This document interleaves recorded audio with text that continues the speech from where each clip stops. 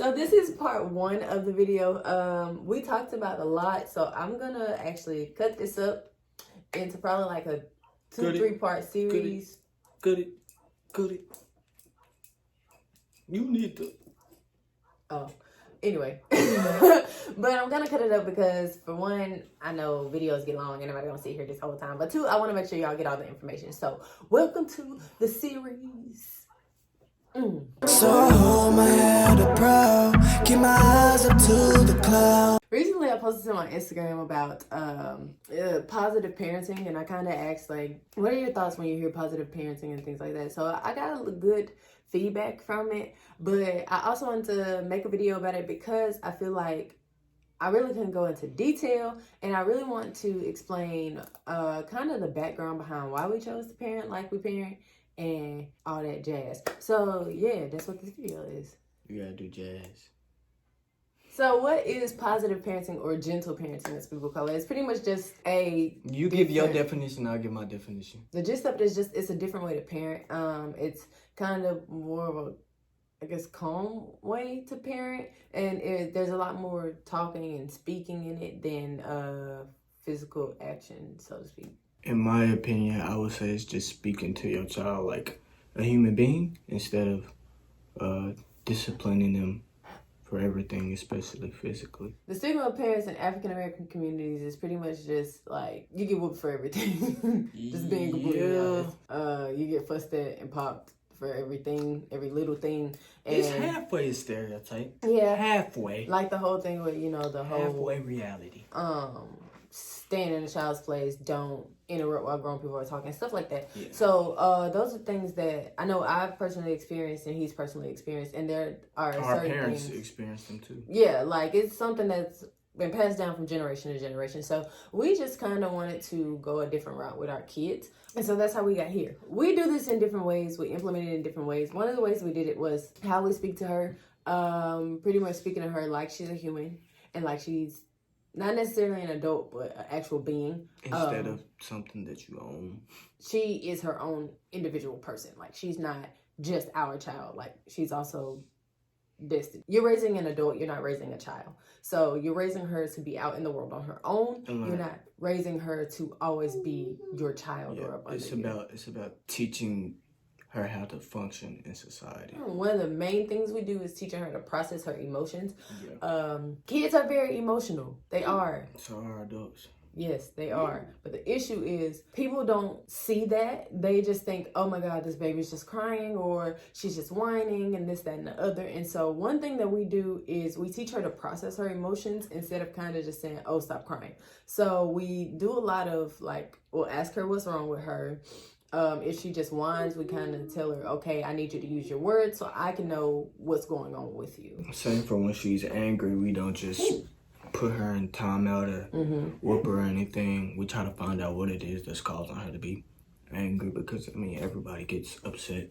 Yeah. So you shouldn't be punished for experiencing emotions. And one thing you have to understand with kids is, like, they don't really know why they feel the way they feel a lot of the time. But if you're telling them, like, okay, you're upset. What just made you upset? Like, were you playing with something and you dropped it? Or did you break something? Did somebody take something from you? Those are things that will kind of help them to understand, okay, I don't like the way this makes me feel. So this is why I feel this way. And so it kind of helps them to navigate their emotions early on. She has her moments, like, she's 3. She has her moments where she kind of gets fussy and doesn't want to talk, but we're really patient with her. Yeah. Pretty much. Just be like, okay. Just patience. Yeah, it takes a lot of patience. We also teach her, a lot of her respectful words. Like, we tell her to say please when she's asking for something.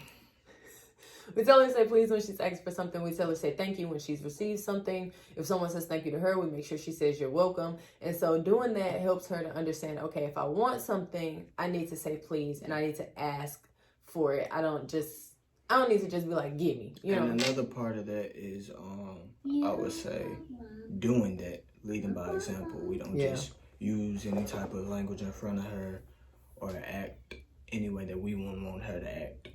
Because it's like we said, it's not about teaching her to be in a child's place. It's about teaching her to function when she gets out in society, be it school or just interacting with friends. And hopefully when she gets older, she will continue to implement the things that we taught her. Yeah. And even like when we're asking her stuff, we're kind of like, can I have that please? And when she gives it to us, we're like, oh, thank you. And she'll say, you're welcome. And so that teaches her as well. So like you said, pretty much just showing her, not just telling her to do something. Because kids they copy you. They're copycats. Major copycats. They copy what you do. They copy what you say. So you can tell them all day, oh, you shouldn't do this. But if they see you doing it, they're going to do it. Another thing that we do is we allow her to make a lot of decisions on her own. And I like that part because, it helps to teach her like independent learning skills. I would say that's just up to the parent to decide to what extent. Yeah. For example, her clothes. We'll pick out like 2 or 3 shirts. And give her the option of choice. Yeah, so we'll pick them all out and we'll be like, okay, which one of these do you want to wear? And so she'll pick a shirt. Then we pick 3, pants that correspond to that. She'll pick a pair of pants, pick a pair of shoes. Now, some days we do kind of let her get a little bit more freedom. Like if she wants to throw on a tutu with some flip-flops, she's 3. That's her style. We do it with food too, though. We ask her, what do you want to eat? Would you like to eat such and such? She tells us, and I think a part of that was I want to see what she's gonna end up liking. So I want to put things in front of her to give her the option to figure out what it is she likes, instead of just giving her things that she eventually likes because she never had any other option. Along with that, we do toys. We know she loves Peppa because that's one of her favorite shows, but she loves fire trucks and she loves Spider-Man and unicorns. But she's not a big doll girl. Like, she doesn't really do dolls. So, like, in her birthday video that I posted, pretty much we let her go out and pick whatever she wanted. We let her choose what she wants to play with and whatever thing she likes. And she would pick up things like dinosaurs, fire trucks, a vacuum cleaner, like stuff like that, because it's something that she likes to play with. It's not something we're like, well, you're a girl, so we're going to give you this really pretty dolly with a tutu and a skirt. Like, we don't do that for her. I think one of the biggest things we do as far as teaching her independence for getting ready for the adult world is we answer her questions when she says why. Yeah. And she says why a lot. A lot. But we don't just shoo her off or nothing like that. We try to give her really in-depth answers to her question, and sometimes she'll be like, oh, or sometimes she'll say why. Like when we say, okay, Destiny, it's time for bed, she'll go, why? And I'm like, well, because it's this time. And she's like, why? It's like, well, we've been playing around all day and it's time for you to get some rest so you can be ready for tomorrow. It can go on, but I really feel that it's important for a child to not be afraid to be curious, and to want to learn. And it helps them with their growth because, like you said, it does make them want to learn new things, because instead of you just shutting it down, it gives them the opportunity to branch out. And along with whys, we do let her say no. Of course, it's not like she can just say no to anything that she wants. We don't do that. When we say it's time to go to bed, she's not like, no. I'm like, no, that's not it. I think the stigma that comes with gentle parenting is you letting your child run all over you. That's not the case at all, because you still discipline your child and you still teach them respect, but you give them options. You talk to them like a human being. Of course, there's still such things as a child's place, but it's not just letting your child run over you. What we mean by letting her say no is, if somebody wants to hug her and she doesn't want to hug them, and she says no thank you, and she does say no thank you, she doesn't just say no. She'll say no thank you, then we're not going to be like, no, you can go ahead and get on a hug. We're not going to do that, because that's not something she wants to do. She has the right to say, I don't want someone touching me right now, and that's completely okay.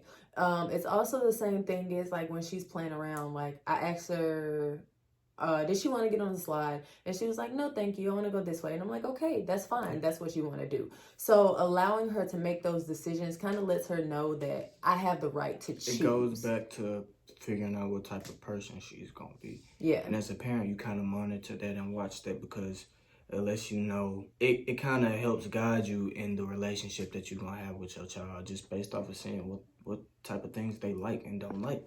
So... that's it for this part.